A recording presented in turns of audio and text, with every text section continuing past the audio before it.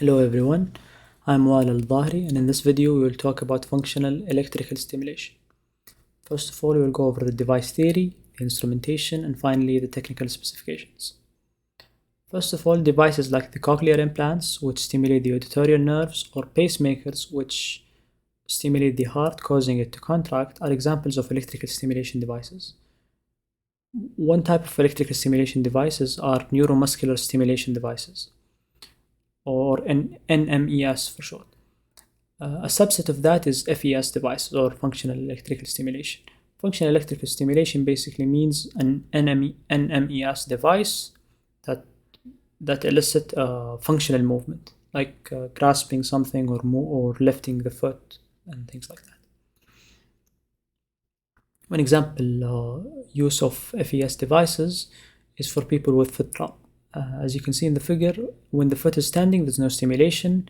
As the user is moving or is walking, the heel switch sensor right here detects that the foot is rising, and then with the ankle dorsiflexion or backward bending of the ankle, it sends an electrical stimulation which to the calf, causing the foot to lift correctly and not drag as it's swinging forward.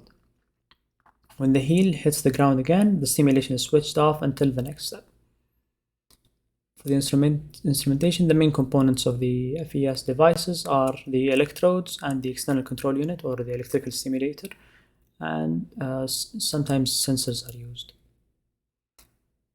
These are the components. Again, the electrical stimulator, this is what generates the electrical signal. Some electrical stimulators have multi-channel capabilities, which means it can stimulate different muscles with different settings at the same time. For the stimulation electrodes, this is the point of contact with the muscles or nerves. They can be implanted, they can be subcutaneous, which means on the skin, or transcutaneous, which means right under the skin. For the sensors, in this FES example, it is used to detect foot rising, and it is used to time the electrical stimulation correctly. For the technical specifications, first of all, for the parameters, there's a pulse width, a pulse amplitude, and pulse repetition interval. To get the same result when stimulating a muscle, the pulse width and the amplitude are inversely proportional, which means that if the pulse is wide, it requires a lower amplitude to give the same result. And the pulse repetition interval is equal to 1 over the stimulation frequency. For the types of signals or waveforms, there are monopolar and bipolar, and bipolar can be further categorized into symmetric or asymmetric. In monopolar signals, as you can see here, the signal is all in one pole, or only has one polarity, or it's all positive or all negative. In bipolar, the signal has two poles, which means there's a part in the positive area and then there's a part in the negative area. Symmetric signals means that the positive and the negative part are equal.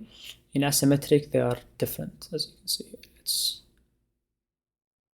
Thank you for watching, and if you have any questions, please leave them in the comments below.